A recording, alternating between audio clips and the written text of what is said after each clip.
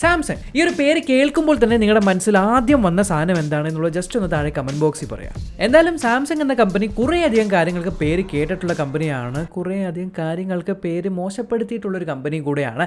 എന്തായാലും ഇന്നത്തെ വീഡിയോയിൽ സാംസങ്ങിനെ കുറിച്ച് നിങ്ങൾക്കറിയാത്ത, നിങ്ങൾ പോലും ചിന്തിക്കാത്ത 10 കാര്യങ്ങളാണ് ഷെയർ ചെയ്യാൻ പോകുന്നത്. സോ വീഡിയോ സ്റ്റാർട്ട് ചെയ്യാം. ആക്ച്വലി സാംസങ് എന്ന് പറഞ്ഞ ഈ ഒരു പേരിൻ്റെ അർത്ഥം എന്ന് പറയുന്നത് കൊറിയയിൽ 3 stars എന്നാണ്.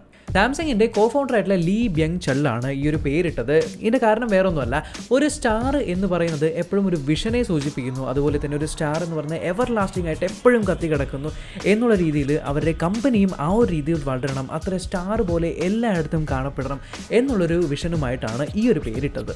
സാംസങ് കമ്പനി ആക്ച്വലി ആപ്പിളിനേക്കാളും വളരെ സീക്രറ്റീവ് ആയിട്ടുള്ള കമ്പനിയാണ്. സാംസങ്ങിൽ ഏകദേശം 90% പാർട്സ് അവർ തന്നെ അവരുടെ സ്വന്തമായിട്ടുള്ള ഫാക്ടറീസിൽ നിന്നാണ് മാനുഫാക്ചർ ചെയ്യുന്നത്. നമ്മൾക്ക് എല്ലാവർക്കും അറിയുന്ന ഈ ഒരു സാംസങ് ലോഗോ വന്നത് 1993 ഇതിനു മുന്നേ സാംസങ്ങിന് 2 ലോഗോ ഉണ്ടായി. 1980 ഒരു ലോഗോ ഉണ്ടായി, 1963 വേറൊരു ലോഗോ ഉണ്ടായി.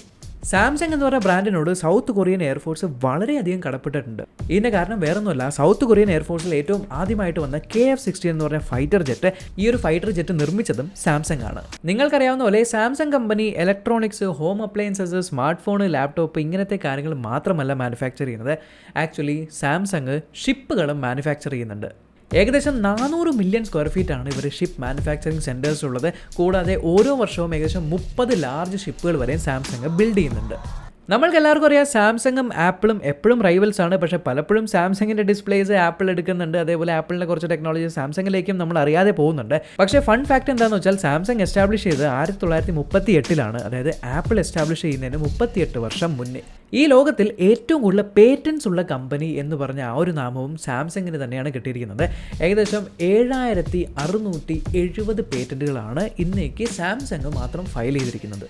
2017 ഫെബ്രുവരിയിൽ സാംസങ് അവരുടെ ഏറ്റവും വലിയൊരു അച്ചീവ്മെൻറ്റ് നേടി. അതായത് ലോകത്തിലെ തന്നെ ഏറ്റവും ആദ്യത്തെ QLED TV, അതും 100% മുകളിൽ കളർ ആക്യുറസി ഉള്ള ഒരു TV നിർമ്മിച്ചത് സാംസങ് ആണ്. എന്നാൽ സാംസങ് ഇത്രത്തോളം വിജയകരമായ കമ്പനിയാണ്, വളരെ കട്ടിംഗ് എഡ്ജ് ആയിട്ടുള്ള ടെക്നോളജീസ് ഉണ്ടാക്കുന്നുണ്ട്, വളരെ കിടിലനായിട്ടുള്ള സാധനങ്ങൾ നമുക്ക് കാണാനും പറ്റുന്നുണ്ട്. പക്ഷേ ഏതൊരു ജയൻ്റായാലും അവർക്ക് എന്തെങ്കിലും ഒരു അബദ്ധം സംഭവിക്കും. പക്ഷേ സാംസങ്ങിനാണ് എനിക്ക് തോന്നുന്നു ലോകത്തിലെ ഏറ്റവും വലിയൊരു അബദ്ധം സംഭവിച്ചത്. വേറൊന്നുമല്ല, 2016 സാംസങ് ഏകദേശം 2.5 മില്യൺ യൂണിറ്റ്സ് ഓഫ് സാംസങ്ങിൻ്റെ നോട്ട് 7 ആണ് റീകോൾ ചെയ്തത്. കാരണം ഇവർ എക്സ്പ്ലോഡ് ചെയ്യുന്നു എന്നുള്ളതുകൊണ്ട്. അപ്പോൾ 2016 ഓഗസ്റ്റിലാണ് ഈ ഒരു കാര്യം കണ്ടുവന്നത്. അതുകൊണ്ട് തന്നെ ഈ ഫോണോട് ഉപയോഗിക്കുന്നവരെ ഫ്ലൈറ്റിൽ പോലും കയറ്റിയിരുന്നില്ല.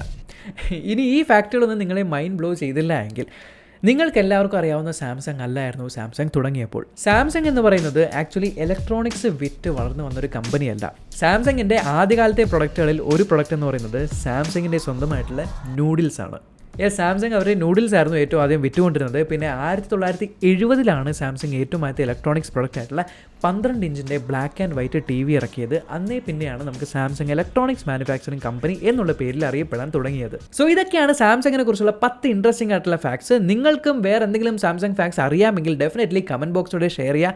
ഈ ഒരു വീഡിയോ ഇൻഫോർമേറ്റീവ് ആയിട്ട് തോന്നി ഉറപ്പായിട്ടും ചാനൽ ചെക്ക് ചെയ്യുക, സബ്സ്ക്രൈബ് ചെയ്യാൻ മറക്കരുത്, ബെൽ ഐക്കൺ ക്ലിക്ക് ചെയ്ത് ഓൾ നോട്ടിഫിക്കേഷൻ എനേബിൾ ചെയ്യാൻ മറക്കണ്ട. നമ്മൾക്കിനി അടുത്ത വീഡിയോയിൽ കാണാം.